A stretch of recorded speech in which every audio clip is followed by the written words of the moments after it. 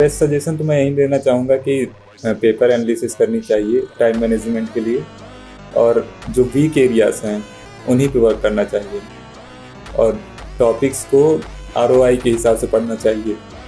ऐसा नहीं है कि कोई टॉपिक बहुत ज़्यादा डिफिकल्ट लग रहा है तो उसी पे पूरा टाइम लगा दो और उसका रिटर्न कुछ निकले ही ना, क्योंकि हमें कहीं ना कहीं सर पेपर तो देना है नंबर्स के उसमें ही। हाँ हाँ बिल्कुल।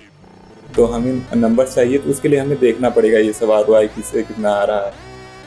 नहीं बिल्कुल, ये बात तो सही बोला। बिल्कुल ऐसे बहुत सारे बच्चे मैंने देखे हैं, एक सब्जेक्ट के पीछे पड़ जाते हैं, उनको रिसर्च करनी है, पीएचडी करनी है, सर मुझे ये भी समझा दो, मुझे ये भी समझा दो। अरे भाई, गेट का एग्जाम आपको निकालना है, 100 नंबर का पेपर है, सारे सब्जेक्ट आपको पढ़ने पड़ेंगे, सारे सब्जेक्ट को इक्वल वेटेज आपको देना पड़ेगा, यदि तभी आप टॉप कर पाओगे। तो किसी एक सब्जेक्ट के पीछे बहुत ज्यादा नहीं पढ़ना है कि उसी सब्जेक्ट की मैं इतनी सारी प्रैक्टिस कर लूँ, उस सब्जेक्ट के 20 बार पीवाईक्यू सॉल्व कर लूँ। मैं हर बच्चे को बोलता हूँ, पहले आपको क्या करना है, क्या सारे सब्जेक्ट को एटलीस्ट सिलेबस कंप्लीट करना है, ठीक है। उसके बाद पीवाईक्यूज पे जाना है और उसके बाद मॉक टेस्ट पे जाना है। यदि सिलेबस ही कंप्लीट नहीं हुआ सारे सब्जेक्ट का तो काम खराब हो जाएगा। तो सारे जो सब्जेक्ट हैं उनके इंपॉर्टेंट टॉपिक्स जहां से सवाल पूछे जाते हैं उनको पढ़ना ही है। अब मान लो एक टॉपिक ऐसा है जिसे 10 साल में एक बार सवाल आता है और उस टॉपिक में आप बहुत ज्यादा टाइम इन्वेस्ट कर दो तो वो टाइम वो सही नहीं है। मतलब आपको फोकस होकर पढ़ना है कि हाँ ये टॉपिक है, इसका ये वेटेज रहता है गेट में, इतना इंपॉर्टेंट है तो मैं इतना समय लगाऊं इसमें तो मुझे इतना रिटर्न मिलेगा, जो रंजीत ने बोला।